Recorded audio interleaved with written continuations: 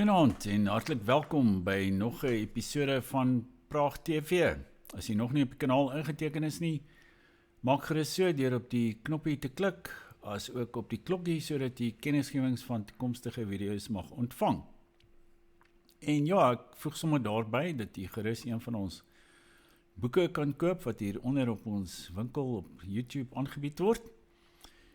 Ek is seker jy sal nie spyt wees nie en want heel wat interessante onderwerpe word daardeur gedek of dit is ook uitstekende fiksie of letterkunde wat u kan geniet. Nou vanaand se onderwerp is: gaan Julius Malema ooit tronk toe? En die rede waarom ek die vraag vra is omdat ons reeds sien dat daar is 'n poging in die eerste instansie om die proses van Julius Malema se vonnis die vonnis wat hy opgelees en die appelproses wat daar nou aan die gang is, om dit uit te rek. En dan, in die tweede instansie is daar ook natuurlik voorbeelde in die meer onlangse geskiedenis van radikale figure, soortgelyk aan Julius Malema, wat wel skuldig bevind is, gevonnis is, maar wat nooit tronk toe gegaan het nie. En hier dink ons natuurlik aan Jacob Zuma en Winnie Mandela. Maar kom ons kyk nou eers vir 'n oomblik na wat vandag gebeur het met Julius Malema, waar hy tot 5 jaar tronkstraf gevonnis is vir die afvuur van 'n wapen in 'n beboude gebied deur die Landros Toinet Olivier. Laat ek net gou die video hier vir u op die skerm kry.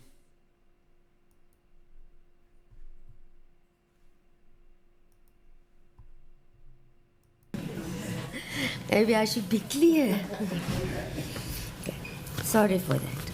All right. After careful consideration, and I can show you I have done so, free of any interference, this judgment or sentence is the sentence of this court and this court alone. In respect of count 1, you are sentenced to a period of 5 years imprisonment. In respect of count 2, you are sentenced to a period of 2 years imprisonment. In respect of count 3, you are sentenced to 20,000 rand or to undergo 6 months imprisonment. In respect of count 4, you are sentenced to 20,000 rand or to undergo 6 months imprisonment. In respect of count 5, you are sentenced to pay a fine of 20,000 rand or to undergo 6 months imprisonment.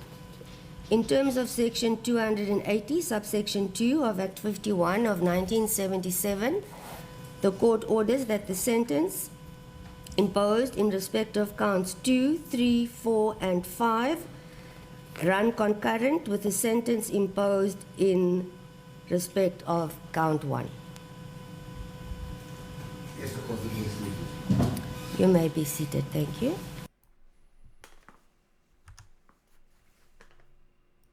Nou daar het hy dit. Hy is toe tot 5 jaar effektiewe gevangenisstraf gevonnis. Maar terselfdertyd is hy weer op waarskuwing vrygelaat, want dieselfde Landros Toinet Olivier het aan hom verlof tot appel teen haar vonnis toegestaan. Sy het wel verlof tot appel geweier teen die skuldigbevinding wat verlede jaar plaasgevind het. Maar Malema se advokaat wat op 'n stadium ook uitgevaar het oor rasisme in die howe, asof daar nou Suid-Afrika in hierdie tydvak nog iets soos rasisme. Ja, ek dink daar is wel anti-blanke rasisme in die howe, maar ek dink nie daar is teen iemand soos Malema kan nou rasisme in die howe tans bestaan nie. Die advokaat het op 'n stadium so iets gesuggereer. Maar hy is ook baie onder die indruk dat hulle wel geslaagd sou kon appeleer, nie net teen die vonnis nie, maar ook teen verlede jaar se skuldigbevinding aan die 5 klagte wat die Landros nou daar uitgelees het. En dus is Malema nie eintlik veel aan bande gelê deur die vonnis wat hy vandag ontvang het nie. Onmiddellik na afloop daarvan het hy voor 'n groot skare buite die hof verskyn en daar het hy hom eintlik aan minagting van die hof skuldig gemaak, want hy het uitgevaar teen dieselfde Landros, Toinette Olivier, en haar op haar beurt 'n rasis genoem. Kom ons kyk net vir 'n oomblik na net so 'n paar sekondes daarvan as hy toespraak wat hy buite die hof gelewer het.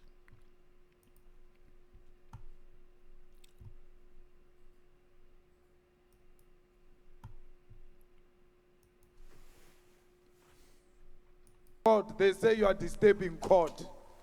Therefore, you must go to prison for disturbing court. So we don't know what to do anymore. But that was not the law. That was racism speaking. Magistrate Olivier is a racist of note. And she must know that in her sleep, that she's a racist and she's possibly a member of AfriForum. That's why when you mention AfriForum, she cannot hide her emotions. Yesterday. Nou, daar speel hy daarop dat Landros Toinette Olivier dalk 'n lid van AfriForum sou wees. Ek weet nie waarop hy daardie inligting grond nie. Maar selfs indien sy wel 'n lid van AfriForum sou wees, dit is haar volste reg om 'n lid van 'n organisasie in Suid-Afrika te wees, as indien ons wel 'n sogenaamde demokrasie sou wees. Daar is staatsamptenare wat lid is van die ANC, van COSATU, of wat ook al, kommunistiese party selfs.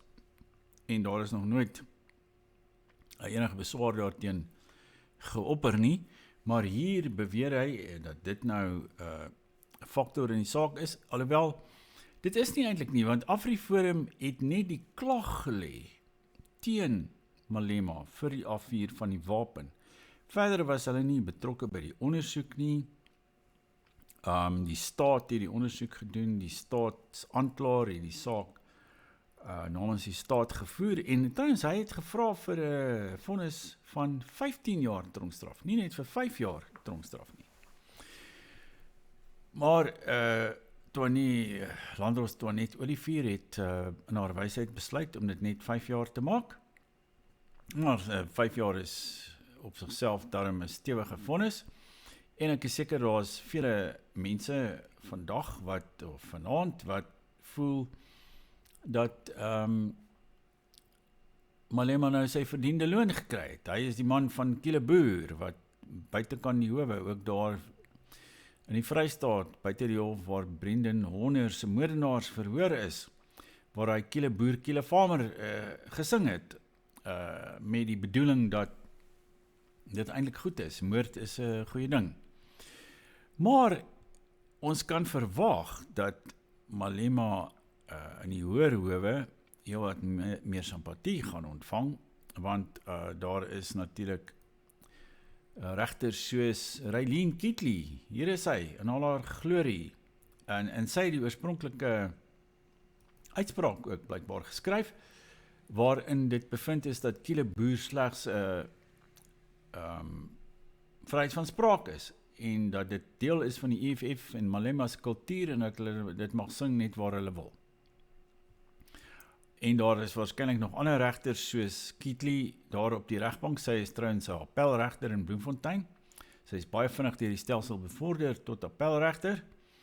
En net so is daar ander politieke regters wat sekerlik meer toegeneig gaan wees teenoor Malema, want ek dink vandag in Suid-Afrika en onder die ANC bewind, kan ons nie eintlik sê dat die regbank onafhanklik is nie.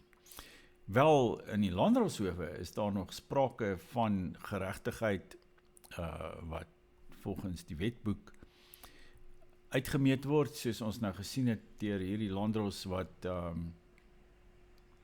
Malema voorstok gekry het daar.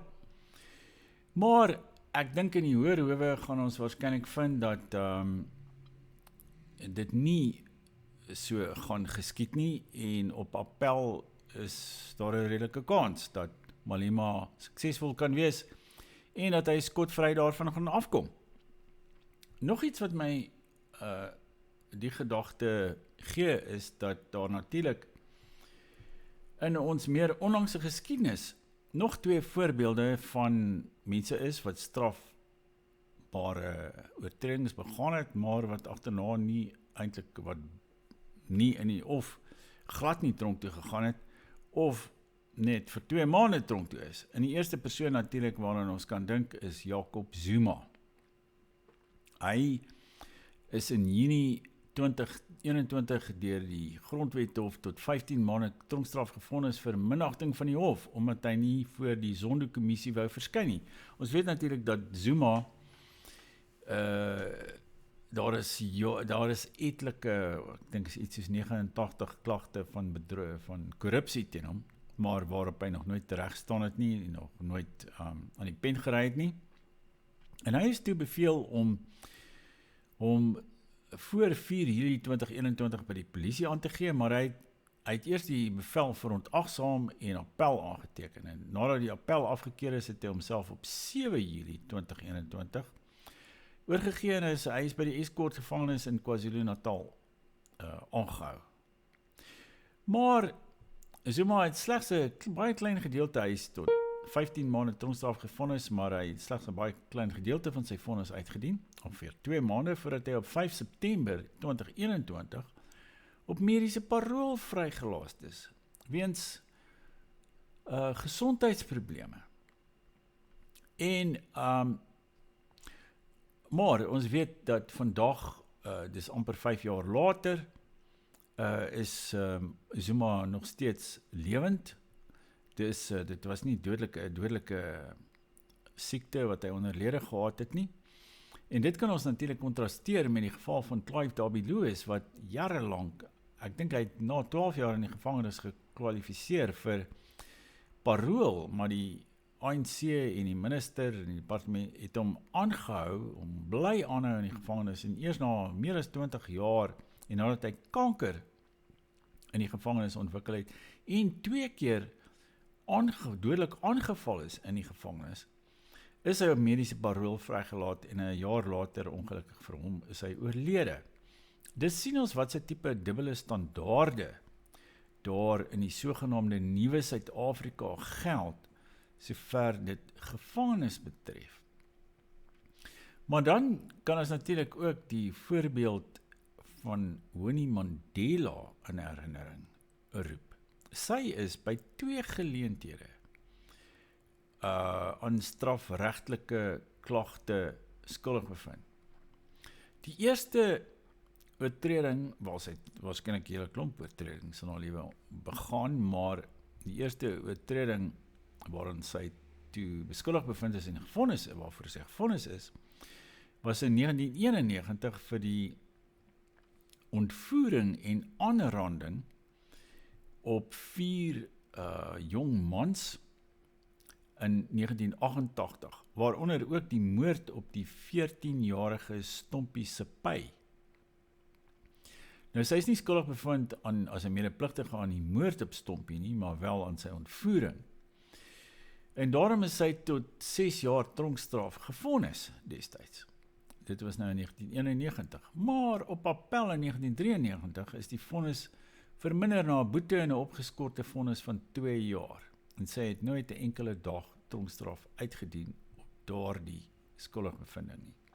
En ek meen daar was 'n blanke liberale regter wat daardie vonnis verminder het, en hy het eintlik hy was nie skaam daaroor nie, hy het uitgesê nee, ons kan nie dit kom daarop neer dat ons nie vir Winnie Mandela tronk toe mag stuur nie. En daar het hy eintlik 'n president geskep dat hierdie radikale politieke figure in Suid-Afrika word nie tronk toe gestuur nie, selfs al word hulle skuldig bevind aan 'n strafregtelike oortreding. In die tweede saak waarin sy skuldig bevind is, was natuurlik die berugte bedrogsaak van 2003, sy skuldig bevind op 43 aanklagte van bedrog en 25 van diefstal, wat verwant was aan 'n skema met bankledings via die ANC Vroueliga. Sy het eintlik toe ID-boekies en ID-nommers gebruik van lede van die ANC Vroueliga om sodoende banklenings te bekom, waardeur sy haarself verryk het. Sy is toe tot 5 jaar tronkstraf gevonnis, met 1 jaar opgeskort, maar weer eens op appel in 2004 is die diefstal aanklagte omvergewerp, en die bedrogvonnis is verminder na 3 jaar en 6 maande, maar volledig opgeskort. Dus het sy nie 'n dag in die tronk deurgebring vir hierdie oortredings nie. En dit toon vir ons wat se president daar is vir radikale figure in die Suid-Afrikaanse politiek om wel letterlik met moord weg te kom in Winnie Mandela se geval en in Malema se geval gaan hy dalk daarmee wegkom om hierdie die afvuur van 'n vuurwapen in 'n beboude gebied te kon pleeg en hy sal moontlik op appel miskien sal hy 'n opgeskorte vonnis kry of 'n bietjie 'n tik op die vingers en hy sal sy loopbaan as sanger van Kieleboer kan voortsit en op die belastingbetalers se onkoste sal hy kan reis en homself geniet en natuurlik nog steeds van Matsoti en ander bedenklike figure sal hy groot bedrag geld ontvang sodat hy nog ontwerper skoene wat R30,000 per paar kos vir homself in Engeland kan gaan koop. Maar ons sal dit nou moet dophou hoe hierdie appel vorder wat waarskynlik jare gaan neem. En intussen is Malema nog steeds op vrye voet. Hy is net op waarskuwing uitgelaat hangende sy appelle. Nou ja, as jy tot hier geluister het, moenie vergeet om op die kanaal in te teken nie en ondersteun gerus die kanaal ook in ons organisasie en ons uitgewery deur 'n boek te koop en dan volgende keer maak ons weer so. Totsiens.